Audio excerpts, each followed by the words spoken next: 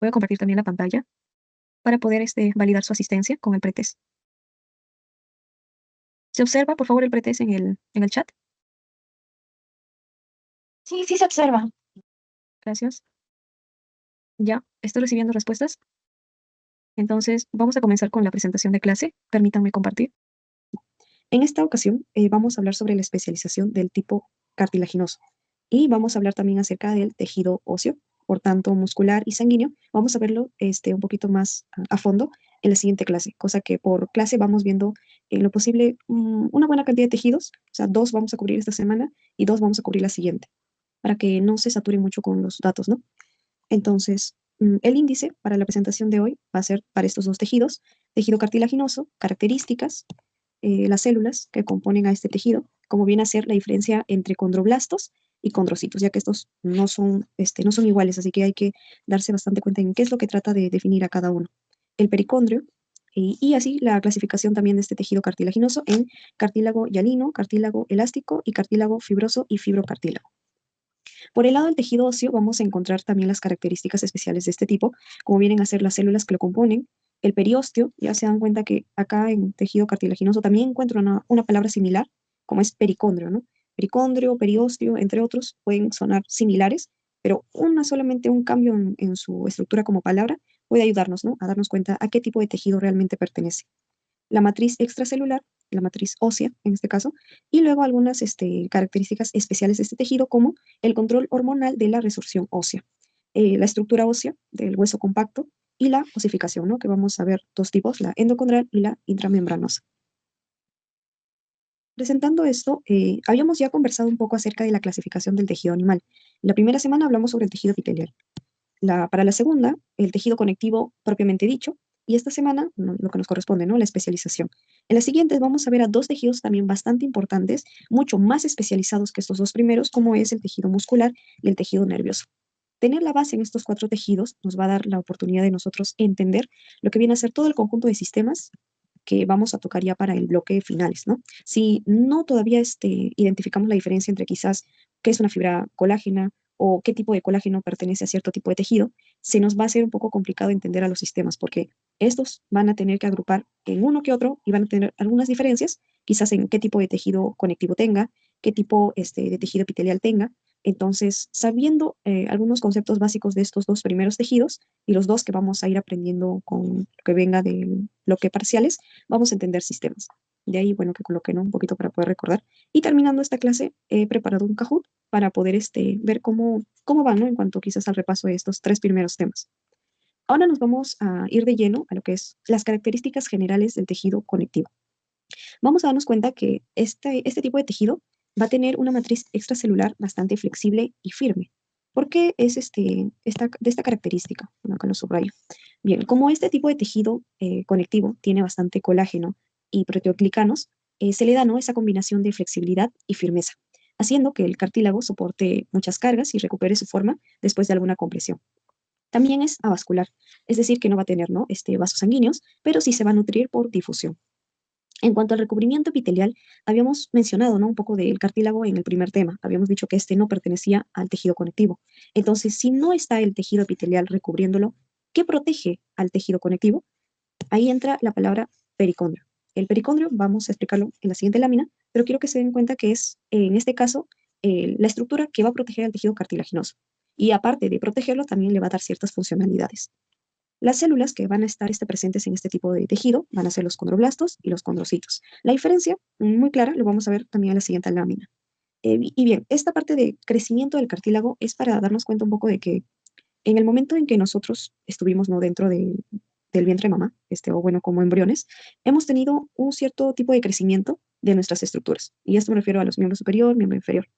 Y por eso hay dos tipos de crecimiento de cartílago, porque antes de ser hueso, lo que hoy conocemos como ese tejido, antes tuvo que ser cartílago. Entonces, dentro de este tipo de crecimiento encontramos el aposicional, que es aquella que perdura con nosotros incluso hasta la etapa de la adultez. ¿Y cómo se realiza ese tipo de crecimiento? Bien, vamos a ver que, por ejemplo, un condrocito va a estar saliendo de las paredes del pericondrio, o bueno, va a estar limitando con el pericondrio. Vamos a colocar acá pericondrio y acá un condrocito. Este condrocito o condroblasto, disculpen la palabra, condroblasto, va a ir dividiéndose tal cual una célula mitótica y vamos a encontrarlo ya como dos células hijas. Luego cuatro células hijas, así, ¿no? Cumpliendo lo que es el proceso mitótico. En este caso, el crecimiento posicional va a ser por líneas. En cambio, lo que viene a ser el crecimiento intersticial, que es también una división mitótica, pero la diferencia es que ocurre en el embrión. En este caso, el crecimiento o la reproducción de este tipo de cartílago va a ser el condrocito, nuevamente, ¿no? Un solo condrocito en el espacio intersticial, pero solamente, bueno, se divide, ¿no? Se sigue dividiendo, puede dividirse a los lados. Entonces es intersticial, o sea, crece a los diferentes lados, sigue dividiéndose, y en cambio la posicional es, bueno, por posiciones, ¿no? Va creciendo en línea recta. Esa es la diferencia que pueden encontrarlo, si es que ustedes también revisan quizás alguna otra fuente para ver, ¿no? La diferencia quizás en gráficos. Acá he puesto una lámina de lo que viene a ser el tejido cartilaginoso. Lo de verde, acá subrayado de manera general, viene a ser, ¿no? La parte importante, donde están todas las células, los condroblastos, los condrocitos. Y lo que está un poquito más de color rosa, eso es lo que viene a ser el pericondrio. Y vamos a entenderlo en la siguiente lámina. Bien, ¿cuál es la diferencia entre condroblasto y condrocito? Palabras claves. Condroblasto, célula joven o célula activa. Y es la que va a estar en el pericondrio. Esta va a ser el lugar donde va a estar residiendo el condroblasto. Pero ¿en qué parte del pericondrio? Porque algo que también quiero agregar es que el pericondrio se divide en dos partes o en dos capas. Tenemos acá una lámina donde encontramos, bueno, ¿no? Acá la matriz territorial. Y bueno, ¿qué es matriz territorial? También se preguntarán, ¿no? También voy a explicarlo. Pero ahorita vemos lo que es las capas del pericondrio. Encontramos el pericondrio con su capa fibrosa, la capa que va a estar más externa. Y luego encontramos el pericondrio con la capa condrogénica, una capa que va a estar limitando con la matriz territorial y la matriz interterritorial. O también podemos, como para recordarlo, llamarlo pericondrio, pero la capa interna.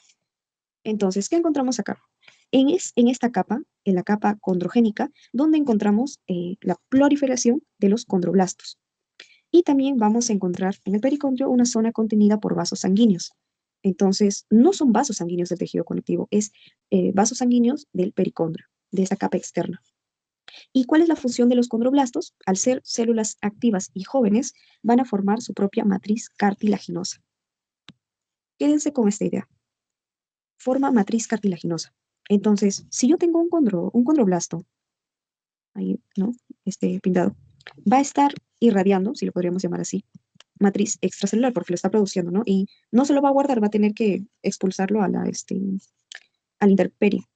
Entonces, esta matriz va a estar como que enredándolo, haciendo que el condroblasto quede atrapado en su propia matriz extracelular. Cuando este está atrapado es donde se le conoce como condrocito, célula madura y muchas veces inactiva.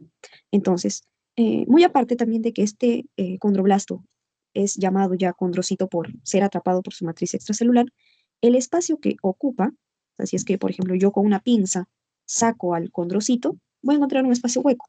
A ese espacio hueco se le conoce como condrocele o condroplasto, con P.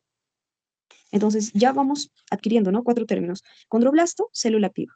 Condrocito, célula inactiva. Condrocele o condroplasto es el sitio donde va a ocupar el condrocito si es que yo lo retiro, ¿no? Entonces, ¿qué es lo que hace el condrocito? Bueno, va a estar en la placa epifisiaria. ¿Qué es la placa epifisiaria? Es, bueno, una zona del hueso, acá lo dibujo, que está como que limitando entre diáfisis y epífisis. Las epífisis van a estar a los extremos, ¿no es cierto? Epífisis. Y la diáfisis es la zona intermedia entre epífisis extremos, ¿no? Entonces, esa zona, o se podría decir, ese límite entre epífisis y diáfisis es conocido como placa epifisiaria. Lo vamos a entender un poquito más cuando hablemos de tejido óseo, que es láminas un poquito más adelante. ¿Y qué es un grupo isógeno? También es un término que se estuvo preguntando bastante como pregunta de parcial, porque se le colocaba como alternativa. Y para términos sencillos, el grupo isógeno es un conjunto de condrocitos. Entonces, con esas ideas así cortas, nada más, ir definiendo, ¿no? La diferencia entre estas células. Entonces, bueno, acá nuevamente un recordatorio. Condroblasto, formación, condrocito, mantenimiento y condrocele, alojamiento, con palabras las cuales ustedes pueden ir recordando, ¿no? Para no confundirlos. Ya hablamos sobre el pericondrio y nos vamos a la clasificación. Vemos que, al igual que otros tipos de tejido, esta también se va a tratar de especializar mucho más. Y en este caso vamos a encontrar tres tipos de tejido conectivo cartilaginoso, conocido como cartílago hialino, el primero, cartílago elástico y cartílago fibroso o fibrocartílago. Bien, ¿cuáles son sus diferencias? Vamos a ver, bueno, ahorita en pantalla, ¿no? Alguna que otra distinción. Por ejemplo, uno que resalta bastante en cartílago hialino es el color. Vemos, ¿no? Un color medio vidriado, hialino, que vamos a ir entendiendo por qué ese nombre. Cartílago elástico, yo veo el condrocito un poquito más separado, ¿no? El condroblasto también bastante separado y fibras, bastantes fibras que lo separan. Y la diferencia en cartílago fibroso, a simple vista, vendría a ser, ¿no? El orden que tienen las células. Están en forma de líneas, una tras otra, ¿no? Entonces, vamos por cartílago hialino. Bien, ¿de dónde proviene el nombre y por qué ese color también, no? Bien, cartílago hialino proviene de hialos, que significa traslúcido, traslúcido tal cual el color de una ventana. La importancia de este cartílago es de que va a soportar la presión intermedia entre dos estructuras. Por tanto, ¿dónde vamos a encontrar al tipo de cartílago hialino? En lo que viene a ser, por ejemplo, extremos de articulaciones de huesos largos. Y dentro de su estructura celular vamos a encontrar nuevamente al pericondrio, que va a estar presente en abundancia. Y quiero que vean que pericondrio en cartílago hialino perdura. Pero va a haber otro cartílago que no lo va a tener. Los condrocitos forman grupos isógenos, grupos de condrocitos, y los van a crecer de manera axial, o sea, de forma lineal, o coronaria, que van a formar condrocitos en forma de corona. O sea, es decir, si es axial, los condrocitos van a ir creciendo en línea. Y si es coronario, entonces estos condrocitos van a ir creciendo como si estuvieran rodeándose unas a otras, ¿no? Y acá vemos, ¿no? Algunas diferencias. En imagen, acá tengo un grupo que trata de ir linealmente, y acá hay otro, ¿no? Como si estuviera agrupando uno tras otro. Y dentro de la composición de este cartílago hialino vamos a encontrar bastante abundancia de matriz extracelular y homogénea. Vemos ahí, ¿no? Que lo que más abunda es la matriz. El tipo de colágeno que va a estar presente en este cartílago es el tipo 2. Así que no van a ser muy visibles algunas microfibrillas. La matriz territorial, que es lo que vendría a ser lo que cubre a los condrocitos directamente, es matriz territorial. En cambio, la matriz interterritorial es lo que quizás envuelve, bueno, no quizás, es lo que envuelve la zona de la matriz territorial. O sea, condrocito, matriz territorial, matriz interterritorial, así tal cual, como capas. Y la diferencia de compuestos entre estas dos zonas es que la matriz territorial o la cápsula va a ser rico en GAGs, ¿no? Y va a presentar bastante basofilia. ¿Qué era la basofilia? Que la estructura tendía a pintarse de colores morados, ¿no? Color morado, fucsia, colores oscuros. En cambio, lo que es la matriz interterritorial presenta una mayor concentración de colágeno tipo 2. De ahí que se nota, ¿no? Esa uniformidad en la estructura. Aquí está, ¿no? Una imagen de la presencia del cartílago hialino entre las articulaciones de los huesos del miembro inferior, entre fémur y tibia. Ahí está, ¿no? Como amortiguadores. Y para ir ahondando un poco más entre la composición de este tipo de cartílago, vamos a hablar sobre su composición molecular. En mayor porcentaje vamos a encontrar al agua entre 60 a 80%. El colágeno, que es del tipo 2, presenta un 15%, pero si solamente hablamos de colágeno tipo 2, va a representar el 80%, ya que también hay colágeno tipo 3, colágeno tipo 10, colágeno tipo 11, que son también bastante importantes para darle la funcionalidad a este tipo de cartílago. Entre los proteoglucanos que abundan en este tipo de tejido va a ser el condroitin sulfato, el creatán sulfato, el agrécano y la decorina. 4 compuestos que ya lo hemos ido viendo, ¿no? En lo que era el tejido conectivo propiamente dicho. Y las glucoproteínas adhesivas van a ayudarme a fijar el condrocito a la matriz, porque tal cual el condroblasto se convertía acondrocito después de haber sido atrapado por su matriz extracelular, para que ésta no se despegue y siga cumpliendo su función, es necesario la glucoproteína para poder fijarlo. Entonces, si habíamos ya mencionado los extremos de articulación en huesos largos, también otras de las ubicaciones que tiene este cartílago es la tráquea, los bronquios, ¿no? Ahí está, las superficies articulares, porque van a estar nutridos por el líquido sinovial. Recordemos que el líquido sinovial es lo que permite, ¿no? Que las estructuras no rocen o traten de seguir con el movimiento para evitar algún problema, ¿no? Los cartílagos costales y la nariz. Si se dan cuenta, vemos que este tipo de cartílago hialino abunda, ¿no? Bastante en el sistema respiratorio. Y vamos a verlo nuevamente cuando hablemos de sistema respiratorio más adelante. Pasamos al segundo tipo de cartílago, el cartílago elástico. Vamos a ver que ahí la diferencia notoria es que el condrocito va a tener un gran tamaño a diferencia del hialino. Sigue poseyendo este pericondrio y es más flexible, ¿no? De ahí el nombre de elástico. Entonces, su composición va a ser de que va a tener menos lo que es matriz extracelular. Es no homogénea, por tanto, lo que observábamos ahí en forma de líneas o redes o espacios vacíos, lo que pinto en color verde, eran fibras elásticas. Esa es la característica de cartílago elástico, fibras elásticas y colágeno tipo 2. Y a diferencia del cartílago hialino, el color que lo va a caracterizar es la acidofilia por las fibras elásticas. ¿Dónde vamos a encontrar a este tipo de cartílago? En la oreja, en el conducto auditivo. ¿Por qué? Porque si nos doblamos, ¿no?, el oído, esta regresa a su misma forma. No se queda, ¿no? No es moldeable. Doblamos y retorna. También está en la epiglotis y en cartílago corniculado y cuneiforme de la laringe. Ahí nuevamente la imagen para poder esquematizar la teoría. Grupos isógenos, conjunto de condrocitos, y ahí lo que está rodeando es la matriz, junto con las fibras elásticas y entre otros componentes de la matriz que lo caracteriza.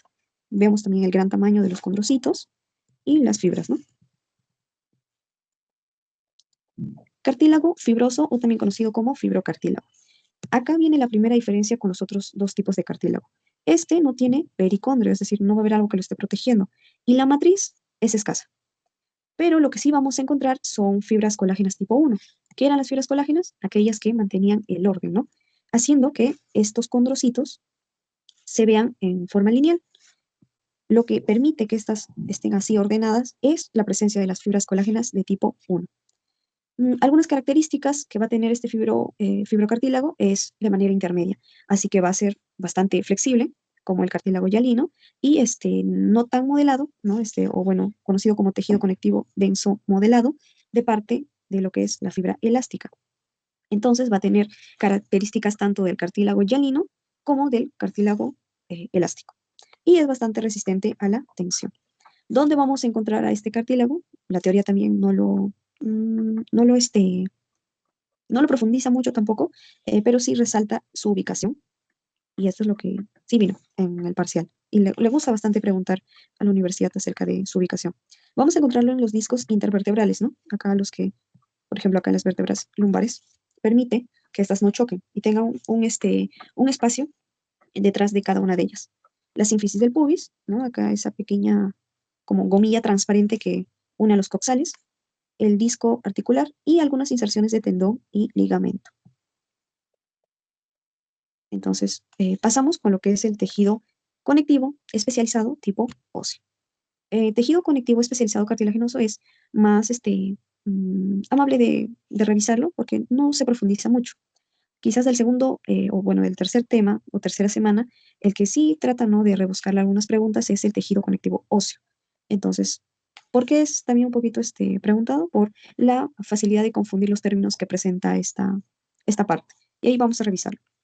Dentro de las características generales de tejido óseo es que, por ejemplo, su matriz extracelular ya no va a ser flexible como lo era el tejido cartilaginoso, porque recordemos que esto es lo que compone a nuestros huesos y por tanto para evitar estar como una gelatina hay que tener otros componentes, ¿no? Para mantener su dureza y que ésta no sea flexible, pero sí que tenga bastante resistencia a algunas tensiones mecánicas. Lo que también va a proteger a este tipo de tejido es su periósteo. Es la capa, ¿no?, que lo va a nutrir, va a brindarle diferentes sustancias para lo que es su crecimiento.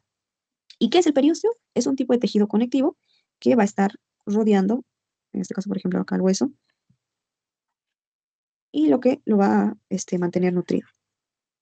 ¿Y cómo se forma el tejido conectivo óseo? Por crecimiento endocondral o intramembranoso.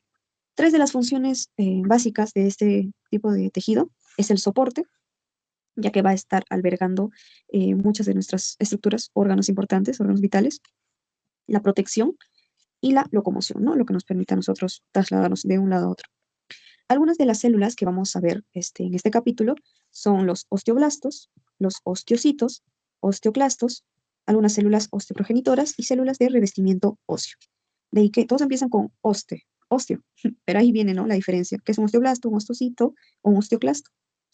La función metabólica va a ser muy importante porque van a ser depósitos de calcio. Tiene una regulación que también va a ser explicada en la siguiente viñeta, la homeostasis del calcio, la regeneración ósea, cómo es que los huesos recuperan su estructura quizás después de haber sufrido una lesión o alguna fractura, y la hematopoiesis, que es la producción de células sanguíneas, ya que dentro de este tejido se encuentra la médula, ¿no?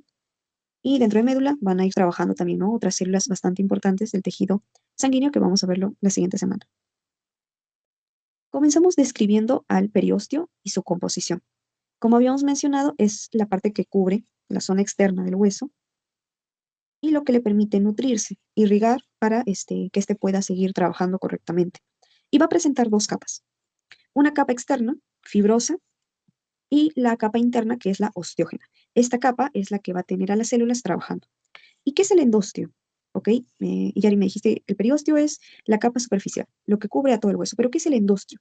Bueno, a diferencia del cartílago, este va a tener una capa interna, o sea, una capa extra. Va a ser lo que cubre al hueso, pero en la cavidad medular. Entonces, si lo graficamos, vendría a ser el periósteo, la capa externa fibrosa, la capa osteógena y acá el endostio. Y ya acá adentro vendría a ser, ¿no?, la médula. Eso conformaría lo que es la capa o la pared de la estructura de un hueso.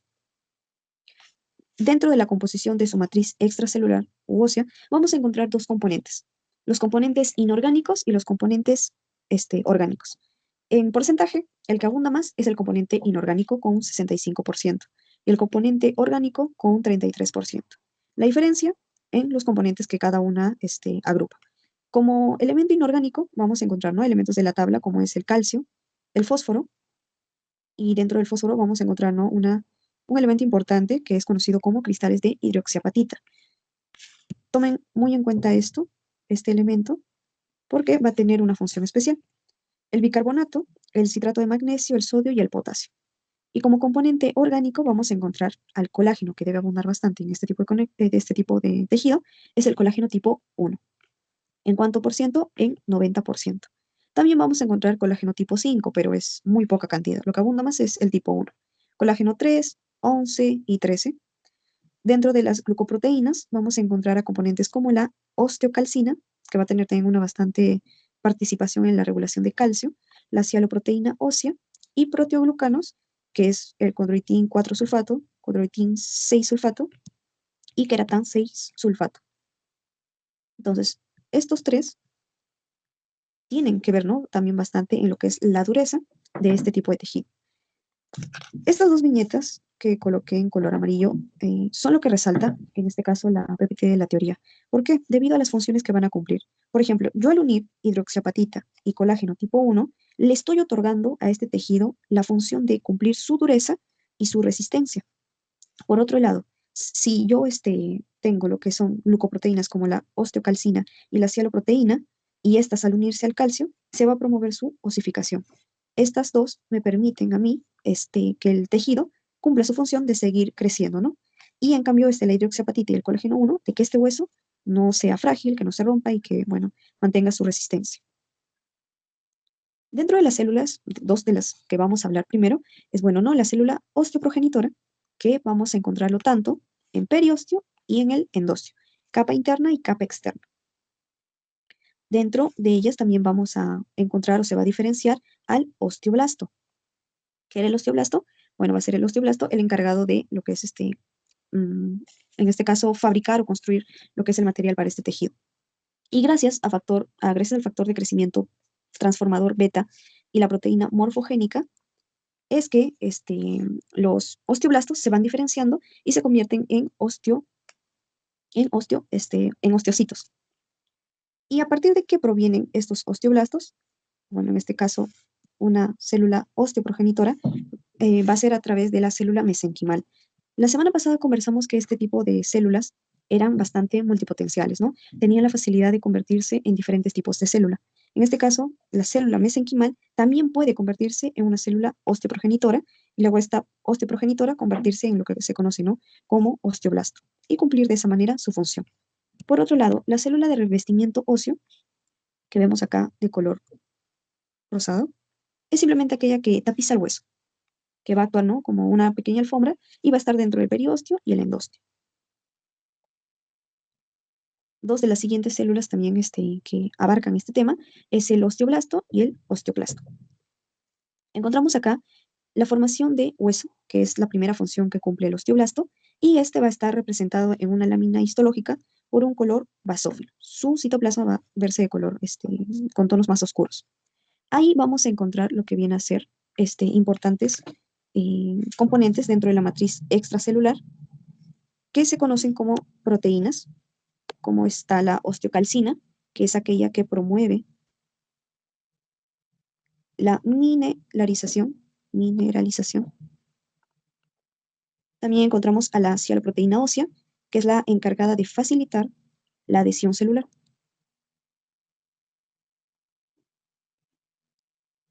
La osteonectina, que es la encargada de unir el colágeno más la hidroxiapatita. La osteoprotegerina, que es también conocida como la OPG, es la que también apoya, ¿no?, a la inhibición de la resorción ósea. Y la osteopontina es una proteína que está involucrada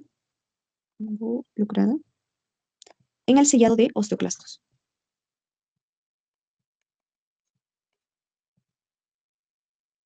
Las menciono porque están, bueno, ¿no?, en la tabla de teoría y se las coloca, ¿no?, para poder identificarlas y saber su función.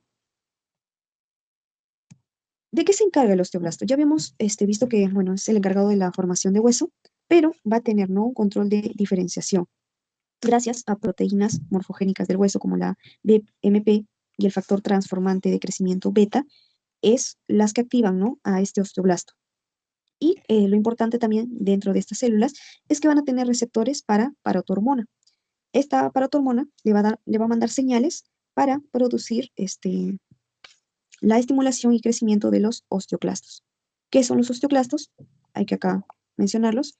Están ubicados en la laguna de Hoshi. Lo vamos a ver también más adelante en la estructura general del hueso compacto. Se encarga de la resorción ósea y remodelación. Mientras uno está construyendo, el otro va eliminando restos o va eliminando el material innecesario dentro del tejido óseo. Sus progenitores son los granulocitos y los macrófagos, ¿no? El osteoclasto vendría a ser un macrófago especializado en el tejido óseo. Son multinucleados y presentan algunas microvellosidades que le facilitan realizar la erosión ósea. Y al igual que el osteoblasto, también presenta ciertos receptores en su membrana, ¿no? Así como los receptores son los que captan señales de una célula diana. Y en este caso va a tener receptores para calcitonina. ¿Qué hace la calcitonina?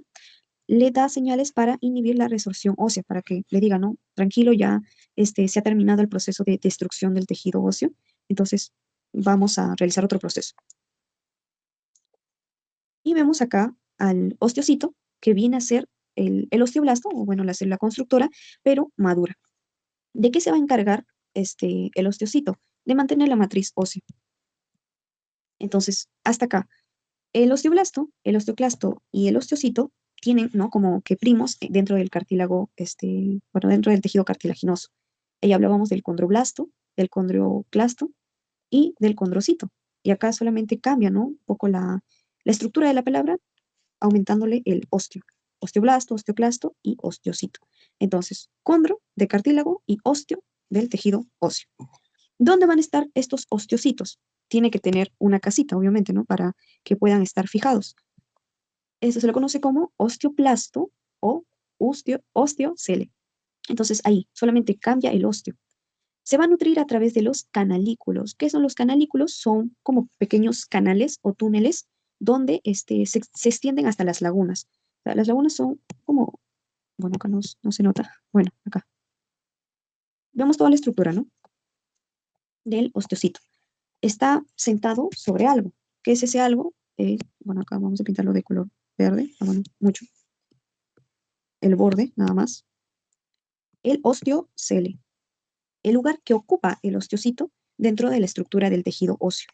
Y esto que pinto, ¿no? De color medio celeste, son como que lo que está a su alrededor.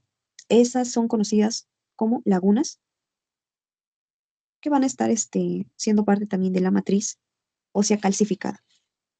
¿Qué más tenemos? Bueno, estos osteocitos van a tener núcleos planos y también ovalados, así también como ciertas prolongaciones citoplasmáticas que ocupan los canalículos.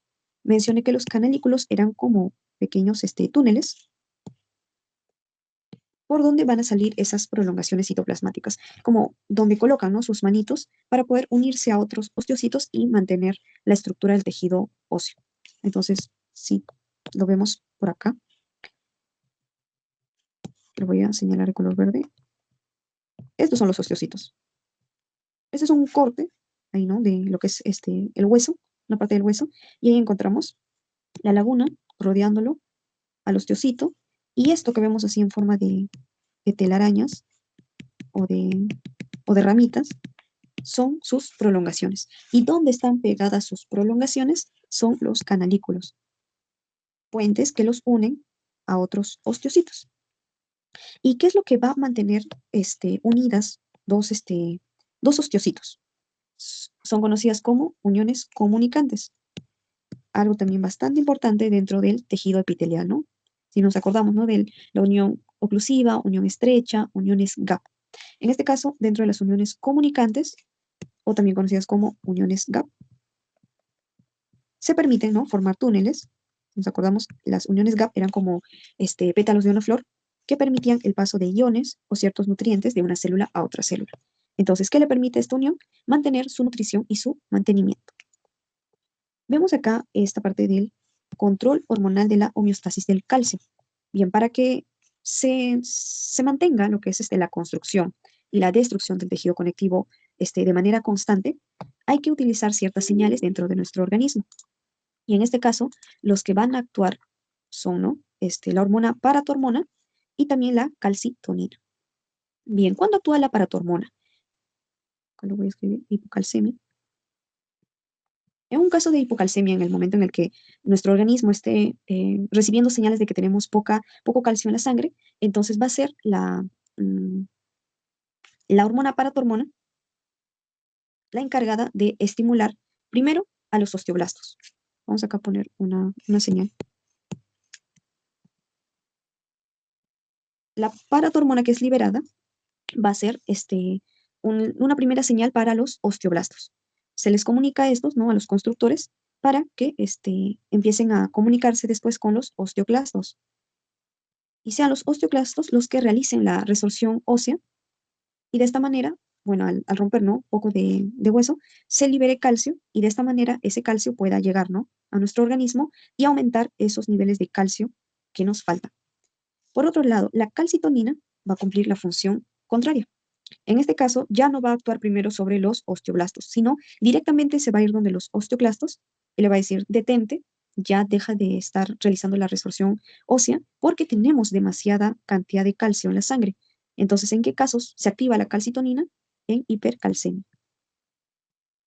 Hipercalcemia, mucho calcio en la sangre, manda señales para que nuestro cuerpo, en este caso, se pueda inhibir lo que es la resorción ósea, ¿no? Para que se evite perder de esta manera contenido importante. Aquí hay otro gráfico. Bueno, quizás con esto también puedan entenderlo de mejor manera. La calcitonina inhibe la liberación de calcio por el hueso y la hormona paratiroidea estimula la liberación de calcio por el hueso. De esta manera, una se contrarresta, una y otra se restan funciones para mantenerse constantes. Conociendo ya sobre esta función de constructores y destructores de hueso, vamos a hablar sobre la estructura ósea propiamente dicha. Ahí encontramos su clasificación. Dentro del hueso no todo es compacto. Va a haber ciertas zonas en las cuales vamos a encontrar a este hueso en forma de una esponja, con ciertos agujeros que le dan, ¿no?, esa forma esponjosa, agujereada, que es conocido como hueso esponjoso o hueso trabecular. Y luego esa zona más dura, más compacta, es el conocido como hueso laminar o hueso compacto o la parte externa, ¿no? ¿Dónde encuentro a cada uno de ellos? El hueso laminar por debajo del periósteo. Graficando nuevamente por niveles, periósteo, el tejido, o bueno, hueso laminar, hueso esponjoso y médula. Periósteo, hueso laminar, hueso esponjoso y médula. Ahí van los 4 niveles de organización. Bien, vamos a ver que el hueso esponjoso va a estar cubierta por el periósteo, ¿no? Capa interna con la presencia de células osteoprogenitoras, porque son las encargadas de estimular a los osteoblastos, y va a estar en contacto con el hueso.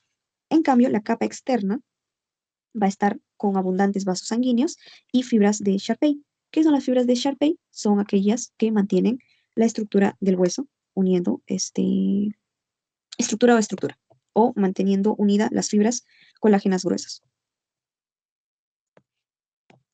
Tenemos, bueno, acá está la imagen de manera general, hueso compacto, no vemos ninguna limitación o algún agujero, como lo tiene el hueso esponjoso, bastante agujereado, trabeculado, con espacios entre estructura o estructura. Entonces, de la estructura que nos interesa conversar también bastante dentro de este tema, es el hueso compacto y su estructura microscópica. ¿Qué vamos a encontrar aquí? Vamos a dividirlo en 3 puntos. El primero, que viene a ser el grupo de laminillas circunferenciales. Vamos a encontrar externas e internas. Las externas son aquellas láminas que rodean la superficie del hueso justo por debajo del periósteo. Encontramos acá el periósteo y por debajo de esta vamos a encontrar las primeras láminas. Salió chuequito, perdón. Y ahí está, es conocida como lámina circunferencial, lámina circunferencial externa. Y la interna es la que viene después, ¿no? Para que pueda rodear la cavidad medular. Luego, bueno, este primer punto lo dicen de manera general, solamente láminas circunferenciales externas e internas. Aquí en el segundo punto, cuando hablamos sobre sistemas de Haber, o también otra palabra acá, otro término, osteona, osteoplasto, osteoclasto, osteocito, y ahora osteona. ¿Qué es una osteona? Sinónimo, sistema de Haber. ¿Pero qué es un sistema de Haber? Es la unidad estructural y funcional del hueso. En otras palabras, vendría a ser la parte que conforma toda la nutrición, toda la comunicación que se tiene dentro del tejido óseo. Y va a estar compuesta por varias partes. O sea, la osteona no es solamente una parte, es compuesta por varias cositas. En este caso, presentamos a sus 3 componentes y lo vamos a ver en la lámina. El conducto de Haber es aquel como que tubo, o bueno, es un canal que comunica, que se comunica con otros conductos de Haber a través del conducto de Bowman. Y a través del conducto de Haber se va a ver el contenido de agrupación de vasos sanguíneos y algunos nervios. Acá vamos a presentarlo. Acá está el canal de Haber. Vemos, ¿no?, que tiene una agrupación de un paquete vásculo nervioso. Una vena, una arteria y algunos nervios. ¿Y qué es lo que lo une con otro paquete de ostiones? Viene a ser el conducto de Bowman. Acá hay dos términos nuevos, conducto de Haber y conducto de Bowman. Mientras que el conducto de Haber es así, parado, vertical, el canal de Bowman es horizontal. También se van a ir conectando los vasos de una ostiona a otra ostiona. Acá vemos una ostiona y otra ostiona acá. Cada una con su conducto de Haber, unidos por su conducto de Bowman. Volkmann. Porque Bowman es otro. Volkmann. Luego encontramos las laminillas concéntricas, aquellas que van a estar rodeando el conducto de Haber. Y acá está nuevamente representado con color rojito. Son aquellas láminas, ¿no?, que van a estar ahí recubriendo a este conducto para proteger lo que es el paquete vasculo nervioso. Y encontramos a la línea cementante, que es también matriz ósea, pero que va a tener menos colágeno, y es aquella que permite separar las laminillas intersticiales. Vamos a encontrar ahí, entonces, aquellas que separan. Esta es la laminilla intersticial. Si lo queremos ver de una vista superior, encontraríamos la estructura de esta manera.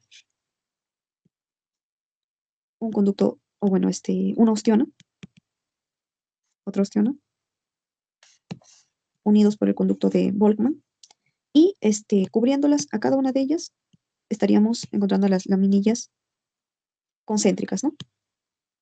Pero para que estas no se vean juntas, hay unas laminillas que están como que pasando unas sobre otras, y estas son conocidas como laminillas intersticiales. Entonces, entre laminilla intersticial y laminilla concéntrica, yo encuentro otras laminillas conocidas como laminillas cementantes. Entonces, una vista superior, encontramos ostionas, cada una de ellas con su contenido. A la ostiona lo protege su laminilla concéntrica. Y para separarse esta laminilla concéntrica de la laminilla intersticial, encontramos laminillas cementantes. Entonces, con eso espero que haya podido quedar en claro. Acá también tenía un pequeño dibujo con la vista superior. Vemos las partes del tejido óseo. Acá encontramos, ¿no? La ostiona, de color morado, más oscuro. Y la ostiona tiene que tener, ¿no?, sus componentes. Las laminillas concéntricas, el conducto ostiónico, no es ya otro término, también conducto de Havers. Luego también encontramos a las laminillas intersticiales, que van a ir separando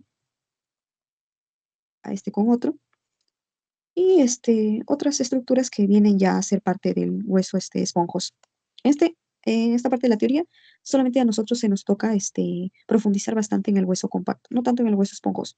Y solamente mencionar, ¿no?, que el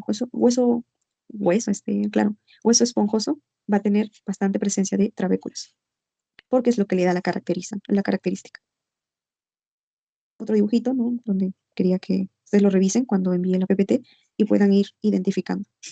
Ya esta última parte nos corresponde a identificar los tipos de osificación, tanto la osificación intramembranosa y la endocondral. Las diferencias van a ser, bueno, que en una se nos va a mencionar incluso histológicamente las zonas de trabajo que tenga este tipo de osificación, y en la otra un poco más de manera general hablar sobre sus pasos, ¿no?, el proceso que sigue. Vamos entonces por el tipo de osificación intramembranosa. Este tipo de crecimiento de tejido óseo va a ser característico de huesos planos.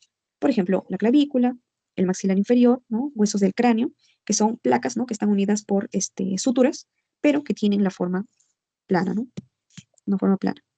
A diferencia de otros huesos como es el fémur, que ya tiene otra composición, una diáfisis, una epífisis, pero dentro de los huesos planos no encontramos, ¿no?, esa característica. Vamos a encontrar que dentro también de un componente importante de este tipo de osificación es que se da gracias a que provienen de células mesenquimales. Estas células mesenquimales multipotenciales se transforman en osteoblastos y van a ser, ¿no?, los encargados de realizar este tipo de osificación. Y también una característica importante es que dentro del tipo de osificación intramembranoso encontramos varios centros de osificación, o sea, varios puntos de crecimiento dentro del hueso. Entonces, dentro del proceso, vamos a encontrar que la célula mesenquimatosa se empieza a convertir, o bueno, a diferenciar en un osteoblasto. ¿Correcto? Primer paso. Luego, los osteoblastos comienzan a producir matriz ósea. Habíamos comentado, ¿no?, eso, que un osteoblasto va a ir segregando matriz alrededor de él y se va a convertir en un osteocito. Y lo que va a segregar es osteoide, que el osteoide vendría a ser como que casi similar a decir matriz extracelular. Entonces, después de que el osteocito se haya convertido, vamos a ver que se empiezan a formar trabéculas óseas porque los osteocitos empiezan a agruparse. Entonces, yéndonos a una imagen, vamos a encontrar lo de blanco vienen a ser los osteoblastos y también con su antecesor, células mesenquimales. De células mesenquimales pasan a ser osteoblastos. Los osteoblastos se empiezan a enredar en su propia matriz extracelular y me empiezan empiezo a recibir bastante abundancia de osteocitos. Estos osteocitos, que vemos en imagen, se van agrupando O sea, en diferentes puntos, o sea, pequeños grupitos de osteocitos en un lado, otro grupo de osteocitos en otro lado, formando, o sea, se podría decir, si hago un zoom hacia la parte superior, me encontraría entonces varios grupos de osteocitos en un lado, separados por justamente matriz extracelular. Entonces, con esa vista, yo estaría viendo, ¿no? La formación de trabéculas.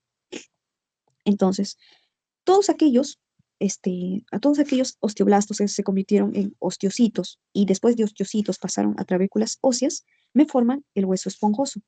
Por otro lado, aquellas células mesenquimales que nunca se transformaron en osteoblastos se van a convertir en la médula ósea.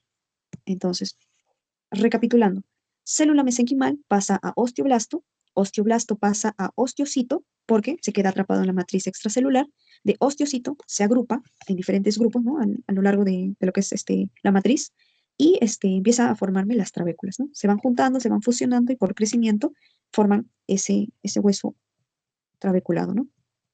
Agujereado o con como una especie de laberintos. Y las células mesenquimales que nunca llegaron a transformarse se convierten en la médula ósea del hueso. Acá el esquema, ¿no? Ahí vemos el mesénquima, vemos ahí la formación de patrones, es decir, las células mesenquimatosas a través de señales empiezan a diferenciarse y se van convirtiendo en osteocitos, porque antes de eso tuvieron que haber sido osteoblastos. Entonces, los osteoblastos migran, se quedan atrapados por su matriz extracelular, se convierten en osteocitos. Y luego se convierte ya en tejido óseo primario cuando se empieza a mineralizar. Y ahí vamos a encontrar también quizás presencia de los osteoclastos, que son los macrófagos del tejido óseo, los encargados de darle forma o estructura a esos huesos planos. Y con respecto a tipos de osificación de tipo endocondral, vamos a encontrar primero un poco del proceso. Segundo, las zonas de trabajo que tienen estas células.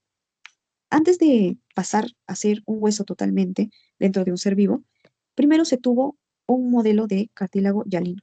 Por eso acá pongo modelo cartílago hialino. ¿Dónde va a estar presente este tipo de osificación? Muy frecuente en huesos largos y huesos cortos, porque a pesar de que estos huesos cortos sean más pequeños que los largos, todavía respetan un poco la estructura de la epífisis y la diáfisis. Y donde se va a dar inicio, en primer punto, el tipo de osificación en la diáfisis, en el medio del hueso. Ahí, un punto de crecimiento. Entonces, vamos a ir describiendo un poco de lo que es el proceso endocondral. Entonces, primero, antes de nacer, tenemos ahí un pequeño límite, acá, nacimiento. Ya. Entonces, antes de que el hueso, propiamente dicho, empiece a formarse, tuvimos que haber tenido un antecesor. En este caso, el cartílago hialino, que formó un molde de hueso largo, pero de cartílago. Después de que las células, a través de señales de formación, como son los cajas homeobox y bueno, otros términos que lo han visto en embriología, ¿no? Que mandan cada uno a diferenciarse en cierto tipo de células, vemos que el cartílago hialino va a empezar a rodearse de un collarín perióstico. ¿Y quiénes son los que forman este collarín? Células progenitoras óseas del pericondrio, ¿no? De esa capa que ya se ve que existe alrededor de este molde de cartílago. El pericondrio protege al cartílago hialino y justo en el medio, porque es en la diáfisis donde se empieza a ver el crecimiento, se ve ese collarín perióstico y se convierte en esto, o bueno, este empieza a denominarse como centro de osificación primario. Entonces, teniendo ya como que esa primera intercambio de cartílago a hueso, vamos a notar la presencia de algunos vasos sanguíneos que van a invadir este espacio para convertirse más adelante en la médula ósea. Entonces, estos vasos siguen invadiendo y los osteoclastos trabajan, ¿no? Para eliminar cartílago o entre otras estructuras y hacen que, bueno, primero la diáfisis se vea ahuecada. Ahí no lo vemos, ¿no? Ahuecada. Pero, ¿qué es lo que no está, lo que está, bueno, en este caso intacto? Son las epífisis, porque es ya el segundo punto que se desarrolla después del nacimiento. Entonces, ni bien nosotros ya nacemos, bueno, todavía tenemos algunas estructuras que se han quedado en cartílago y que se van a ir transformando a lo largo de lo que es el crecimiento.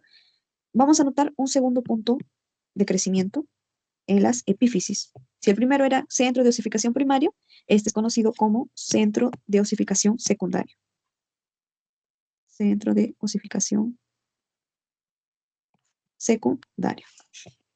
Entonces, ya nace el niño y estas mismas médulas, bueno, en este caso vasos sanguíneos, comienzan a invadir estos puntos de crecimiento, haciendo que la epífisis esté en resorción ósea y se vea, ¿no? Nuevamente la parte de las epífisis, al igual que la diáfisis, de forma huecada, dejando solamente los extremos no cubiertos por lo que es el tejido, o bueno, tejido óseo compacto.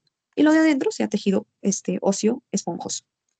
Entonces, ya casi finalizando el proceso de crecimiento, a los 20 en caso de los varones y 18 en caso de las mujeres, nos damos cuenta que esa zona que todavía dividía un poco entre diáfisis y epífisis, es conocido como placa epifisiaria.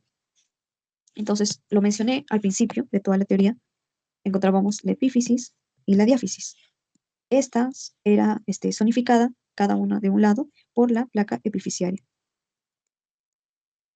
¿Y qué es la placa? Es una placa de cartílago,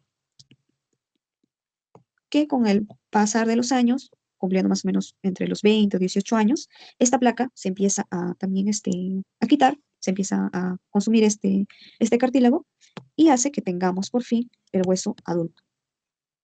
Ya en el hueso adulto encontramos, ¿no?, el componente de lo que hoy se conoce como hueso compacto, lo más externo, hueso esponjoso, y dentro del hueso esponjoso cubriendo encontramos la médula, con la funcionalidad con el proceso hematopoyético. Entonces, teniendo esto ya definido, comenzando de un cartílago hialino, tiene su primer centro de osificación primario, la médula se empieza a construir a partir de vasos sanguíneos que invaden este espacio, llega el nacimiento, todavía la epífisis no ha pasado nada con la epífisis, pero después del nacimiento empieza también a ser el segundo centro de osificación. Llegan los 20 o 18 años, en caso de las mujeres, y también el hueso ya completa su crecimiento, convirtiéndose en el hueso adulto, correctamente dicho. Pero esta placa epifisiaria, no solamente es, bueno, no una línea o una zona que separa la zona de la epífisis y la diáfisis, tiene ciertas zonas de trabajo. Y eso es lo que histológicamente nosotros, ¿no?, tratamos de verlo en la práctica y vamos a encontrar 5 zonas. Encontramos la zona de cartílago de reserva, donde el cartílago hialino, o sea, ese cartílago que se estaba guardando, empieza a moverse o a modificarse en orden, porque los condrocitos empiezan a desordenarse, que van a tener que abrirse, ¿no? Empezar a extender su estructura. Entonces, zona de cartílago de reserva, zona donde, o bueno, parte en la cual el cartílago hialino está normal, pero los condrocitos ya están desordenados. Luego viene a ser la zona de proliferación, bueno, acá está, primera zona de reserva. Ahí vemos que el cartílago hialino está, ¿no?, normal, pero los condrocitos ya están desordenados, están empezando a aparecer, ¿no?, como puntitos. Luego, la zona de proliferación o zona de axiales es cuando los condrocitos, ¿se acuerdan?, forman grupos isógenos. ¿Qué era un grupo isógeno? Es la agrupación o un conjunto de condrocitos. ¿Y qué van a hacer estos condrocitos? No se van a agrupar así como una forma esférica, sino se van a empezar a alinear en forma de columnas. Ahí vemos, ¿no? Los condrocitos empiezan a juntarse y empiezan a formar líneas o columnas. Eso es zona de proliferación. La zona de cartílago hipertrófico es cuando estos condrocitos que tenían un cierto tamaño normal, o sea, ¿no?, como estaban presentados, empiezan a llenarse de glucógeno, una sustancia que va a hacer que su tamaño aumente y se vean mucho más grandes, ¿no? Acá vemos un poquito más grandes, más notorios y con contenido en glucógeno. Luego nos vamos a la cuarta zona, conocida como zona de matriz cartilaginosa calcificada, donde ya se ha calcificado la matriz. Es decir, los condrocitos están empezando a ganar territorio, pero también se van a degenerar. ¿Y qué significa degenerar? Que entren en apoptosis, ¿no? Empiezan a liberar su contenido y los condrocitos empiezan, bueno, acá aumentando de tamaño, pero más abajo se ve, ¿no?, que pierden el núcleo y ya no se los nota, porque ya están liberando su contenido, ¿no? Y luego encontramos la quinta zona, zona de osificación. Como ya estos se han como que, bueno, los condrocitos ya no están, se han degenerado, entonces me quedan espacios. Esos espacios son los que me generan la vista en forma de laberintos. ¿Y qué es lo que forman esos laberintos? O bueno, es conocido como trabéculas. Entonces, porque los condrocitos se degeneraron, me dejaron algunos espacios y esos espacios son donde se forman las trabéculas. Es ahí mismo donde entra la segunda clase de células, que son pertenecientes ya propiamente dicho al tejido óseo, conocidos como los osteoblastos. ¿Qué eran los osteoblastos? Los que se encargan de la formación del tejido óseo. Y junto a los osteoclastos empiezan a diseñar, ¿no? Propiamente dicho, ya el tejido, el osteoblasto va formando, ¿no? Va lanzando señales para poder tener el material y construir las trabéculas, y el osteoclasto se encarga, ¿no? De modelar estas trabéculas para verse de esa forma, como un hueso así, ¿no? O sea, un hueso esponjoso. Otra imagen por acá que encontramos, zona de reposo, donde los condrocitos están ahí, ¿no? Normal, y alrededor está el cartílago hialino. La zona de proliferación empiezan a ordenarse, la zona de hipertrofia empiezan a crecer, la zona de resorción, donde empiezan a degenerarse, y la zona de osificación, donde empiezan a aparecer, ¿no? Lo que es los osteoclastos, los osteoblastos, y también, ¿no? La presencia de vasos sanguíneos, que se encarga, ¿no? De infiltrarse en este espacio, estos espacios vacíos, y formar la médula ósea. Y de esta manera se completa, ¿no? Todo el desarrollo del hueso adulto. Entonces, rescatando ideas, osificación endocondral, sí, solamente dos centros de osificación, en la diáfisis antes de nacer y después de nacer en la epífisis. Y va a tener, ¿no? Participación de células como son los osteoblastos encargados de modificar la estructura del hueso para por fin tener al hueso adulto propiamente dicho. Y bueno, ese era el primer punto de la presentación del tejido óseo, un poco de la bibliografía para saber de dónde, ¿no? Utilicé las imágenes y también un poco del contenido que se utilizó para teoría. Muchas gracias por su participación, pero antes de que se vayan, como había mencionado antes de iniciar con la presentación, he preparado un Kahoot. Me gustaría que puedan participar. Voy a dejar de presentar este lado y voy a irme a la otra pantalla. Un ratito.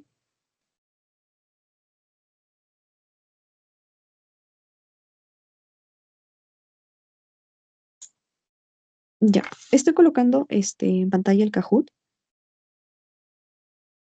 Pueden estar uniéndose. Ese es el código 4267068.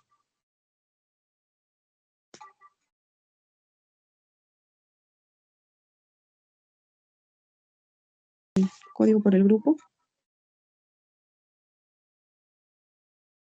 Ya que está.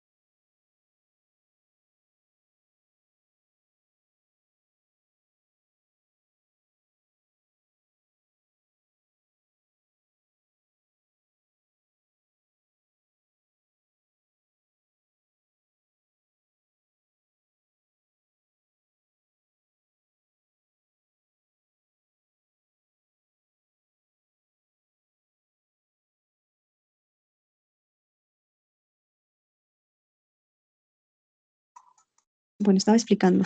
La anterior pregunta era que esta no corresponde. Ah, está bien. ¿Qué enfermedad se asocia con la disfunción de los desmosomas?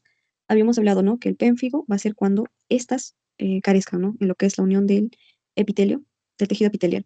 Acantosis nigricans es un síntoma muy especial para pacientes que probablemente tengan diabetes. Entonces, no es esa. ¿Verdadero o falso? Entonces, ¿es verdad o es mentira que el adipocito en el tejido adiposo pardo contiene una sola gota de lípido grande? Puse una imagen. Tenía una, dos gotas, varias gotas. Bien, ¿está bien? Es el tejido blanco el que tiene solo una gota. El pardo tiene varios. Ya, esta sí es un poquito más rebuscada. ¿Qué tipo de moléculas reconocen las selectinas en su función de adhesión? Tejido epitelial.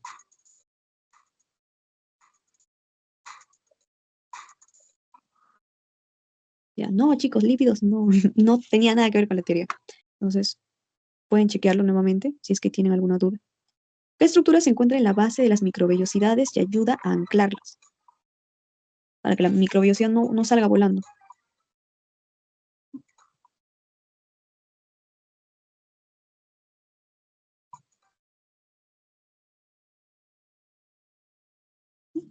Red terminal de actina. ¿Por qué? Porque era lo que le daba movimiento, ¿no? La actina le daba a la microvellosidad la posibilidad de la absorción, de una mayor absorción, ¿no? Los osteoclastos, el tema que hemos hablado hoy día, son responsables de la formación de un nuevo tejido óseo. Osteoclasto, osteoblasto, osteocito, osteocele. ¿Qué más encontramos? Había otra palabra también. El condrocito, lo mismo. Ujú. Falso, porque estos son los que comen. Osteoclasto, los que se encargan, ¿no? De la reabsorción ósea. ¿Cuál de las siguientes funciones no es típica del tejido epitelial? Había una memotecnia que era con patadice. Si se acuerdan de patadice, esto es fácil de sacar. Ujú, correcto. Protección sí, porque es la primera función que va a estar encargada del tejido epitelial de realizar, tanto interno y externamente. ¿Qué tipo de epitelio presenta un borde en cepillo debido a sus microvellosidades? Epitelio del corpúsculo de Bowman, intestino delgado, glándulas o la tráquea.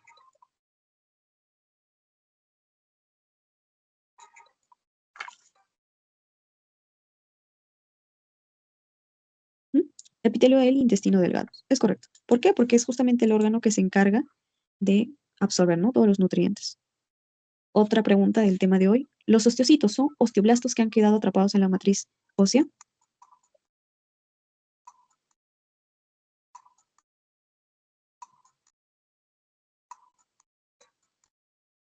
Verdadero. Ujú. Bien, ¿qué fase se caracteriza por la presencia de condrocitos en grupos isógenos? Zona de reserva, zona de maduración, zona osteogénica o zona de hipertrofia.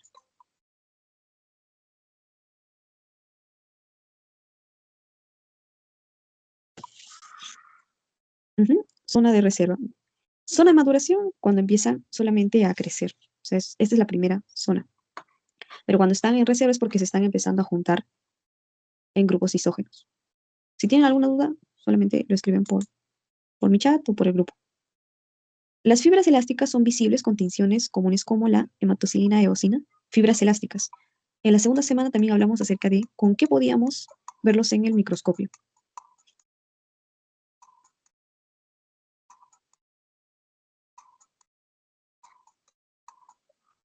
Falso. Ujú.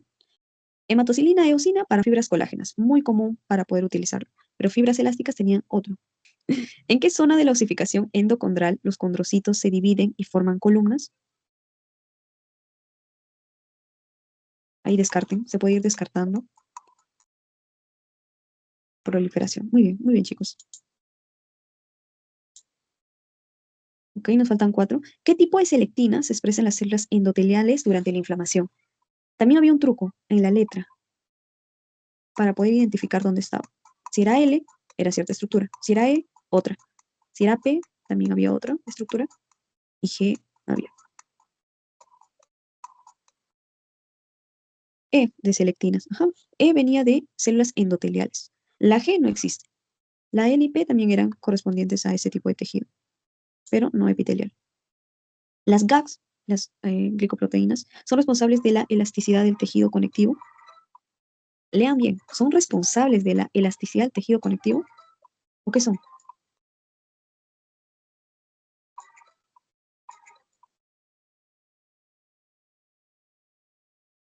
Ujú, es falso, porque las GAGs se encargan de formar parte del compuesto de la matriz extracelular. No tiene nada que ver con la elasticidad. Esa es función de las fibras.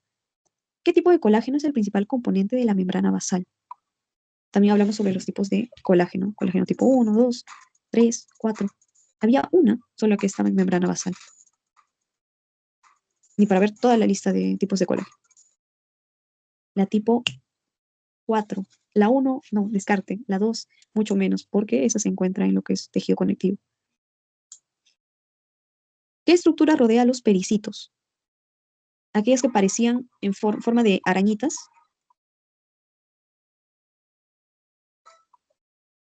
Tenían una función en lo que era de cuidado de cierta estructura. Y sobre ellas lo protegía algo. La membrana basal. No, membrana plasmática no, esa es la que pega la célula epitelial al tejido conectivo. Tejido conectivo laxo, no, porque era solamente sostén. Era la membrana. Porque está pericito, o sea, era arteriola, pericito y la membrana. Y bueno, esa es la última. Los mastocitos son responsables de la producción de anticuerpos IgE. Son responsables de la producción.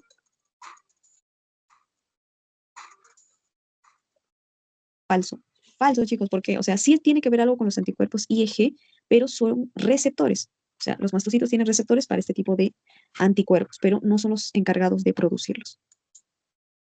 Entonces, vamos a ver el podio. ¿Quién quedó en tercer lugar? Juan. En segundo lugar quedó Illa.